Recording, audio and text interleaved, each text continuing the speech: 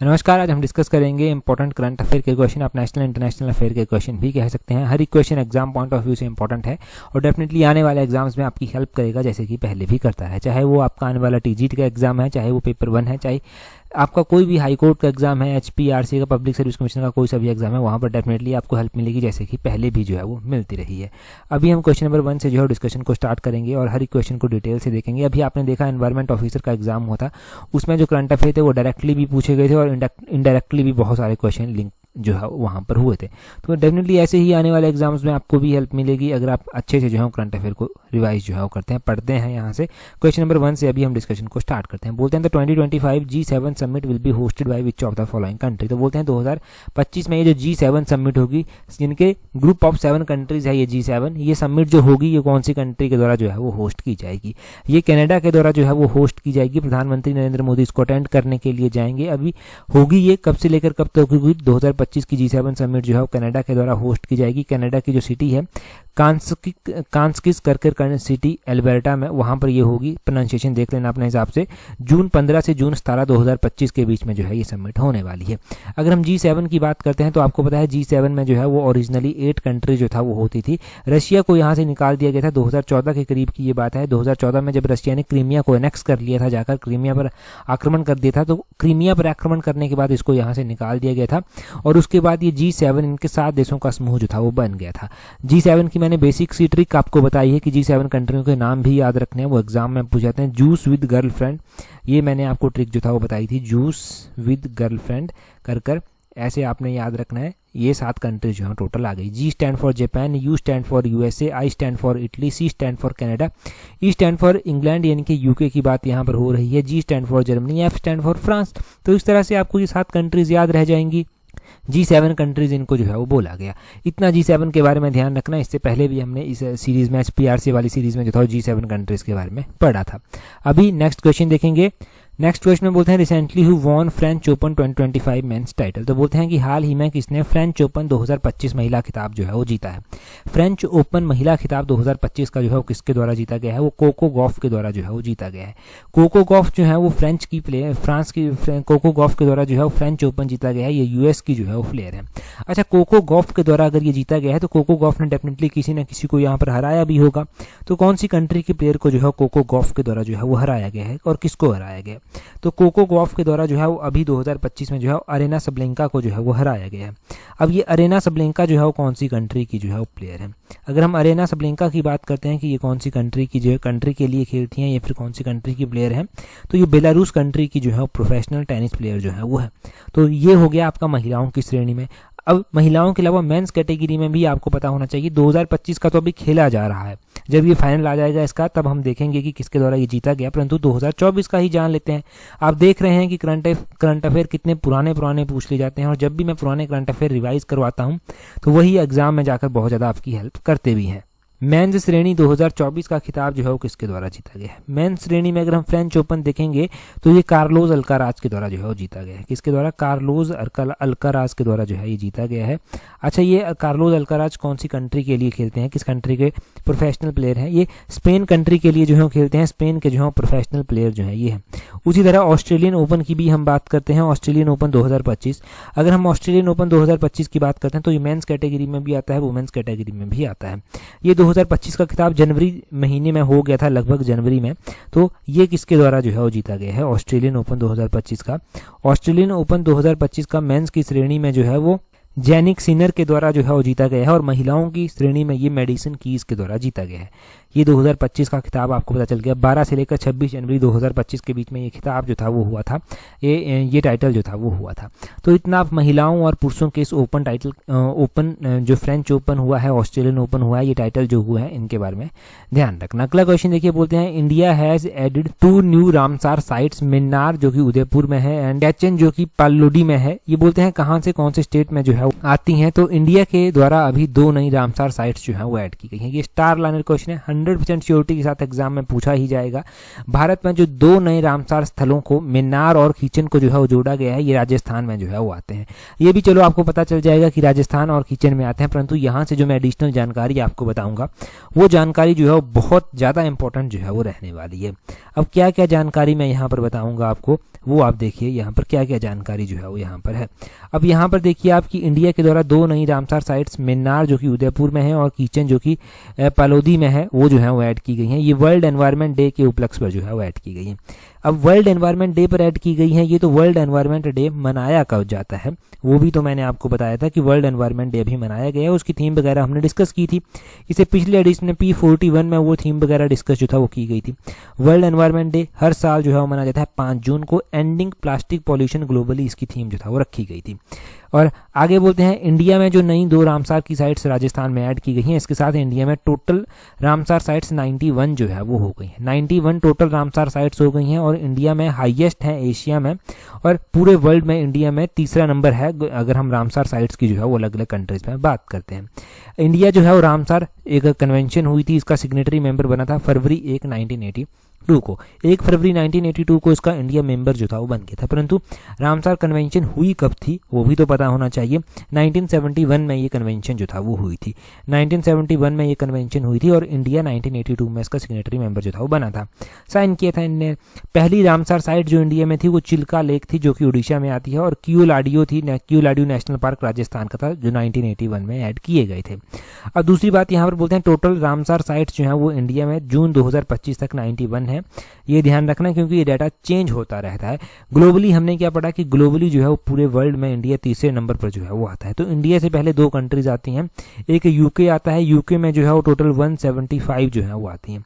175 यहाँ पर जो है वो टोटल रामसार साइट्स आती हैं, और उसके बाद जो है वो मैक्सिको जो है वो आता है। मैक्सिको में जो है वो 142 टोटल रामसार साइट्स जो है वो आती हैं। ये पता चलता है यहाँ से।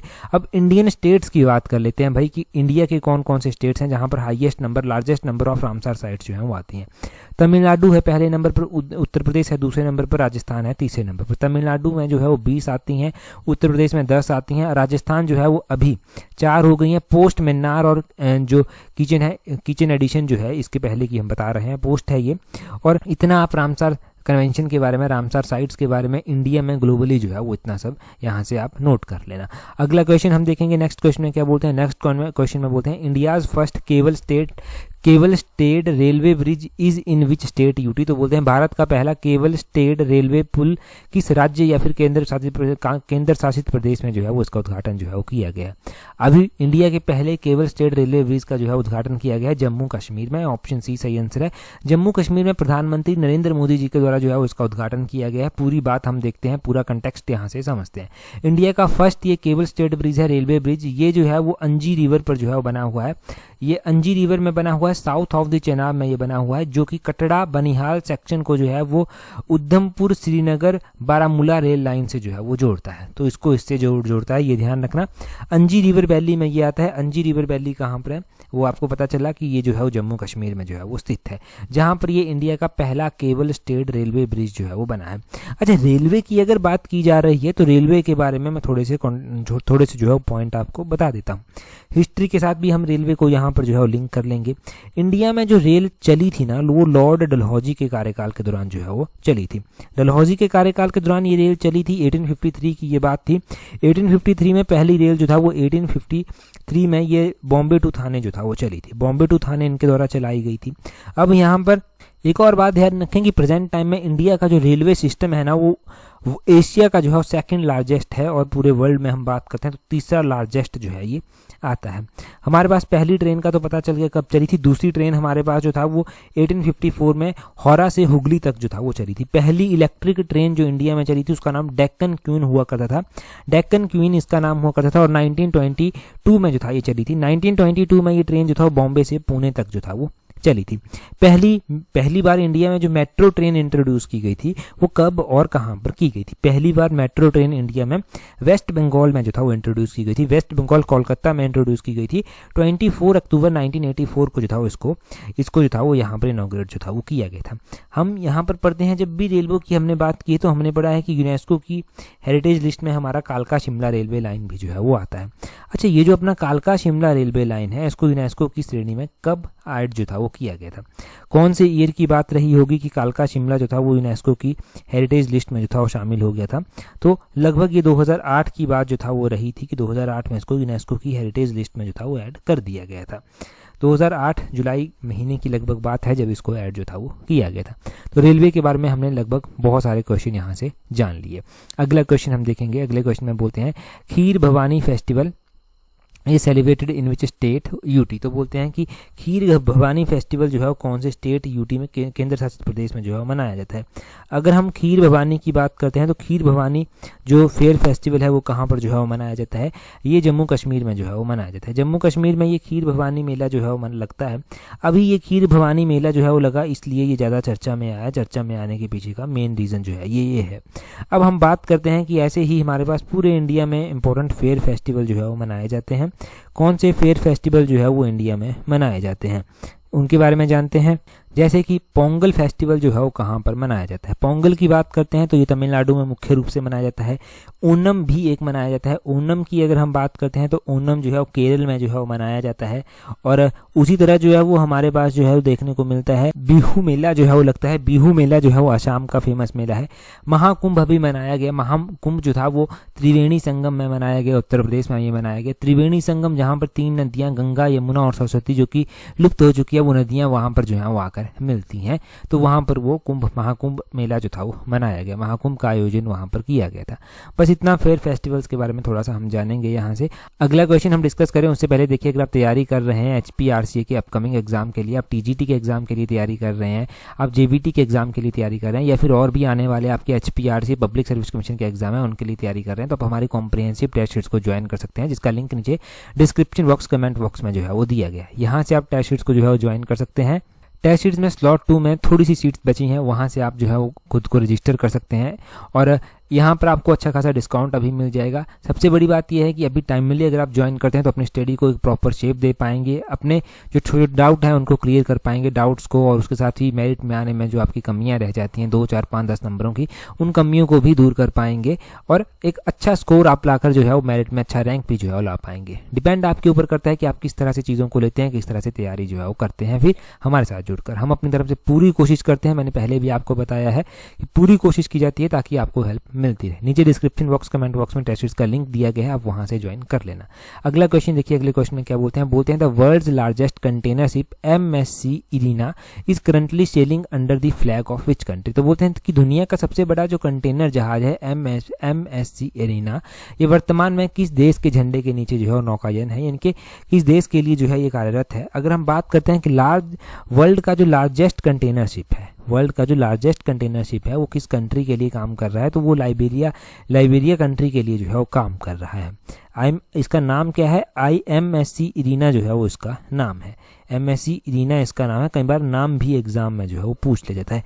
कंट्री का नाम तो आपको पता चल ही गया कि कंट्री जो है वो कौन सी, लाइबेरिया कंट्री जो है वो है। अब यहाँ से कंटेनर शिप का अगर क्वेश्चन पूछा जाता है तो directly point to point, line to line आपसे पूछा जाएगा, परंतु यहाँ पर हम जो है वो थोड़े से कंट्रीज और उनके कैपिटल जो है वो जान लेते हैं। ये जो लाइबेरिया कंट्री यहाँ पर दी गई है, इसकी कैपिटल जो है वो कहाँ पर स्थित है? इसकी कैपिटल जो है वो मोनरोविया में जो है वो स्थित है। मैं यहाँ पर लिख देता हूँ, मोनरोविया में इसकी कैपिटल जो है वो स्थित है। मोनरोविया में इसकी कैपिटल है और इसका जो करेंसी है वो क्या है? लाइबेरियन डॉलर कर जो है वो इसकी करेंसी जो है वो आती है। इसको LRD कर लाइबेरियन डॉलर कर जो है वो लिख देते हैं। यहाँ पर इंडोनेशिया भी दिया गया है, अर्मीनिया भी दिया गया है, ईरान भी दिया गया है। तो इंडोनेशिया की भी बात कर ली जाए कि इंडोनेशिया की जो कैपिटल है, करेंसी है, वो क्या है? इंडोनेशिया की कैपिटल जकार्ता आती है और इसकी करेंसी जो है जकार्तियन इंडोनेशियन रुपी जो है वो आती है। इंडोनेशियन रुपया जो है उसकी करेंसी आती है। अर्मीनिया यहाँ पर ऑप्शन में दिया गया है। अर्मीनिया की अगर हम बात करें तो अर्मीनिया की जो कैपिटल आती है वो जो है वो येरेवन में जो है वो आती है। येरेवन में इसकी कैपिटल, और अर्मीनियन धर्म कर जो धर्म है वो कर इसकी कैपिटल आती है। यहाँ पर मैं इसकी पहले कैपिटल लिखता हूँ, येरेवियन ये जो है वो इसकी कैपिटल है, और अर्मेनियन द्रम कर इसकी जो है वो करेंसी जो है वो आती है। यहाँ पर ईरान भी जो है वो ऑप्शन में दिया गया है, तो ईरान की कैपिटल करेंसी क्या है? ईरान की जो अगर हम बात कैपिटल की कर रहे हैं तो तेहरान जो है वो इसकी जो है वो कैपिटल आती है। इसकी करेंसी की हम बात करते हैं तो यूरो, जिसको आयरिश पाउंड भी पहले बोलते थे, ये जो है वो इसकी करेंसी जो है वो आती है। तो यहाँ से आपको कैपिटल करेंसी अलग अलग कंट्रीज़ के बारे में जानकारी जो है वो मिल गई। अगला क्वेश्चन हम देखेंगे, क्या बोलते हैं recently who was sworn in as 14th president of South Korea. तो बोलते हैं कि हाल ही में दक्षिण कोरिया के 14वें राष्ट्रपति के रूप में किसने शपथ ली है। आपने पहले पढ़ा था कि साउथ कोरिया के जो प्रेसिडेंट थे उनको हटा दिया गया था वहाँ पर से। अब जो साउथ कोरिया है उसके 14th नंबर के प्रेसिडेंट जो है वो बने हैं। ये कौन जो है वो बने हैं? ली जे मुयुंग जो है ये बने हैं। ली जे मुयुंग जो है ये साउथ कोरिया के जो है वो 14th नंबर के प्रेसिडेंट जो है वो बने हैं। साउथ कोरिया जो कंट्री है वो भी इंपॉर्टेंट है। इस कंट्री की कैपिटल क्या है? इस कंट्री की करेंसी जो है वो क्या है? साउथ कोरिया की अगर हम बात करते हैं तो साउथ कोरिया की सियोल जो है, यहाँ पर मैं लिखता हूँ, सियोल जो है वो इसकी करेंसी जो है वो आती है, और साउथ कोरियन वोन कर जो है वो इसकी करेंसी जो हो जाती है। ये इसकी कैपिटल है, ये इसकी करेंसी है। तो ये कैपिटल करेंसी के क्वेश्चन यहाँ से क्लियर होते हैं। हम नॉर्थ कोरिया की भी बात कर लेते हैं। नॉर्थ कोरिया की जो कैपिटल है, नॉर्थ कोरिया की जो करेंसी है वो क्या है? नॉर्थ कोरिया की जो कैपिटल आती है वो आती है प्योंगयांग, और इसकी मुद्रा जो है वो नॉर्थ कोरियन वोन जो है वो इसकी मुद्रा जो है वो आती है। नॉर्थ कोरिया का ही एक क्वेश्चन आपसे और भी पूछा जा सकता है कि नॉर्थ कोरिया पर जो लीड करते हैं, नॉर्थ कोरिया के जो लीडर हैं वो कौन है? तो नॉर्थ कोरिया के लीडर का नाम जो है वो कहाँ पर पूछा गया था? इनका नाम शायद हाईकोर्ट के एग्जाम में पूछा गया था, किम जोंग यून कर। यहाँ पर मैं लिखता हूँ क्योंकि मिलते मिलते जो ऑप्शन उस टाइम एग्जाम में दिए गए थे, किम जोंग यून कर जो है ये नॉर्थ कोरिया के जो है वो लीडर हैं। नॉर्थ कोरिया के लीडर का नाम पता चला, यहाँ की करेंसी कैपिटल साउथ कोरिया का भी पता चला। साउथ कोरिया और नॉर्थ कोरिया के बीच में जो है वो बॉर्डर लगता है। साउथ कोरिया और नॉर्थ कोरिया के बीच में बॉर्डर लगता है। उस बॉर्डर का नाम क्या है? अब उस बॉर्डर का नाम अगर आप देखेंगे तो उसका नाम जो है 38th पैरेलल कर जो है वो उसको लिखते हैं। 38th पैरेलल कर उसको बोला जाता है। अगला क्वेश्चन देखिए क्या बोलते हैं Indian Air Force is planning to acquire the ice breaker missile from which of the following country. तो बोलते हैं कि जो भारतीय वायुसेना है ये किस देश से जो है वो आइस ब्रेकर मिसाइल प्राप्त करने की योजना बना रही है। ये जो आइस ब्रेकर मिसाइल एक्वायर करने की योजना बनाई जा रही है ये इजराइल से जो है बनाई जा रही है कि इस तरह की मिसाइल जो है वो इंडिया को इजराइल जो है वो देगा। अभी इंडिया पाकिस्तान के बीच में जो वॉर लाइक सिचुएशन बनी थी यहाँ पर, जब ऑपरेशन सिंदूर इंडिया के द्वारा जो था वो लॉन्च किया गया था, तब आपने क्या देखा था? तब आपने देखा था कि अलग अलग तरह से जो है वो यहाँ पर अलग अलग तरह के विमानों का, अलग अलग तरह की मिसाइल्स का, अलग अलग तरह के एयर डिफेंस सिस्टम का जो है वो इस्तेमाल किया गया। अब उसी होड़ में जो है वो आगे बढ़ रहे हैं और आइस ब्रेकर मिसाइल जो है वो इजराइल देने की बात कर रहा है। और जब वॉर लाइक सिचुएशन थी ना, तो इजराइल के द्वारा उस टाइम भी इंडिया को पूरा सपोर्ट जो है वो दिया गया था। और एक होता है कि सपोर्ट पीछे से देना, जैसे कि न्यूट्रल सा कोई कंट्री खुद को रख लेती है, क्योंकि इंडिया जब भी बात होती थी रशिया यूक्रेन वॉर की, जब भी बात होती थी किसी और मामले की, तो इंडिया खुद को न्यूट्रल रख लेता था। परंतु इजराइल ने इंडिया को ओपनली जो था वो यहाँ पर सपोर्ट जो था वो किया था, ओपनली यहाँ पर सपोर्ट किया गया था। तो इजराइल की है ये आइस ब्रेकर सिस्टम। इसकी जो मैक्सिमम रेंज है वो कितनी है? इसकी मैक्सिमम रेंज 300 किलोमीटर तक जो है वो इसकी रेंज जो है वो रहने वाली है। आइस ब्रेकर जो मिसाइल है वो ऑपरेटिंग मोड इसका कौन सा है? तो इसका autonomous and man in the loop, ये दोनों ही मोड जो है वो इसको हैं। ये इसके मोड भी आप पता रखिए। अब इतना सा यहाँ से पता चलता है हमें, बाकी हम अलग अलग सिस्टम्स के बारे में अभी नहीं रिवाइज करते, इतना सही हो गया यहाँ से। अगला क्वेश्चन देखिए, बोलते हैं India has been elected to the United Nation Economic and Social Council for the dash term. तो बोलते हैं कि भारत जो है वो डैश अवधि के लिए संयुक्त राष्ट्र आर्थिक और सामाजिक परिषद, जिसको ECOSOC कहा गया, के लिए चुना गया है। अब देखो इंडिया जो है वो United Nation Economic and social जो काउंसिल है उसके लिए जो है वो चुना गया है। कौन सी टर्म, कौन से ईयर के लिए जो है वो इंडिया को यहाँ पर चुना गया है? इंडिया को 2 सालों के लिए यहाँ पर जो है वो चुना गया है। ये जो 2 साल रहेंगे इंडिया के, ये 2026 से 2028 के बीच के जो है वो रहेंगे। 2026 से 2028 के बीच के इंडिया के ये साल जो है वो रहेंगे। यहाँ पर देखिए डिटेल से देखिए, बोलते हैं इंडिया जो है वो इलेक्ट हुआ है एशिया पैसिफिक स्टेट ग्रुप में से, और इंडिया जो है वो उन 4 कंट्रीज में से है जिनको यहाँ पर चुना गया है। देखो 4 कंट्रीज टोटल यहाँ पर चुनी गई हैं। तो बाकी की 3 कंट्रीज के नाम भी इंपॉर्टेंट है। एक का नाम जो है लेबनान है, एक का नाम तुर्कमेनिस्तान है और एक का नाम चाइना है। इन 3 कंट्रीज के नाम आप स्टार लगाकर जो है वो लिख लीजिए, क्योंकि इंडिया के साथ ही 3 कंट्रीज भी 2 साल के लिए जो है वो चुनी गई हैं। इंडिया के जो एक्सटर्नल अफेयर मिनिस्टर हैं उनके द्वारा ये बात कही गई है कि इंडिया को United Nation Economic and Social council के लिए 2026 से 2028 के लिए जो है वो चुना गया है। इंडिया की जो टर्म रहेगी वो 2026 में स्टार्ट हो जाएगी, 2028 तक जो है वो चलेगी। ये जो है वो ECOSOS है, यानी कि इकोनॉमिक एंड सोशल काउंसिल है। इसकी स्थापना जो था वो 1945 में जो था वो की गई थी under the United nation charter and is one of the 6th main organ of United nation. जो यूनाइटेड नेशन के अलग अलग ऑर्गन आते हैं उनमें से ये भी एक जो है वो ऑर्गन इंपॉर्टेंट आता है। इसका जो हेडक्वार्टर आता है वो न्यूयॉर्क यूनाइटेड स्टेट में जो है उसका हेडक्वार्टर जो है वो आता है। बस इतना सब यहाँ से हो गया। नेक्स्ट क्वेश्चन की और जो है वो बढ़ेंगे। नेक्स्ट क्वेश्चन में हमसे क्या पूछा गया है, अगले क्वेश्चन में बोलते हैं what is the name of the plant recently planted by prime minister of India on world environment day. जो विश्व पर्यावरण दिवस हुआ, जिसके बारे में स्टार्टिंग में बता भी रहा था मैं आपको कि वर्ल्ड एनवायरनमेंट डे जो है वो 5 जून को जो है वो मनाया गया। और वर्ल्ड एनवायरनमेंट डे की जो थीम रखी गई थी वो ending the plastic pollution globally जो था वो इसकी थीम जो था वो रखी गई थी। दूसरा, जो रिपब्लिक ऑफ कोरिया कंट्री है उसके द्वारा जो है वो 2025 का वर्ल्ड एनवायरनमेंट डे जो है वो होस्ट किया गया। तो ये वर्ल्ड एनवायरनमेंट डे के बारे में चीज़ें आपको पता चली। अब बोलते हैं यहाँ पर कि प्राइम मिनिस्टर ऑफ इंडिया जो है उनके द्वारा वर्ल्ड एनवायरनमेंट डे पर कौन सा पौधा लगाया गया। सिंदूर का पौधा जो है वो इनके द्वारा लगाया गया, सिंदूर का पौधा लगाया गया। और इसको आप सीधा ऑपरेशन सिंदूर के साथ भी जो है वो जोड़ सकते हैं, ऑपरेशन सिंदूर के साथ इसको जोड़ सकते हैं। परंतु चलो, सिंदूर का पौधा लगाया गया है तो इतना सा आपको याद रहेगा कि सिंदूर ऑपरेशन भी चलाया गया था और उसके बाद जो है इस तरह से ऑपरेशन सिंदूर के बाद जो है इस तरह से जो है वो सिंदूर का पौधा भी उनके द्वारा लगाया गया।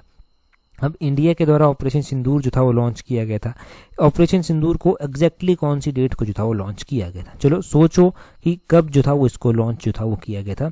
ऑपरेशन सिंदूर को जो लॉन्च किया गया था वो इंडिया ने जो था वो 7 मई 2025 को जो था वो लॉन्च किया था। कौन सी डेट को?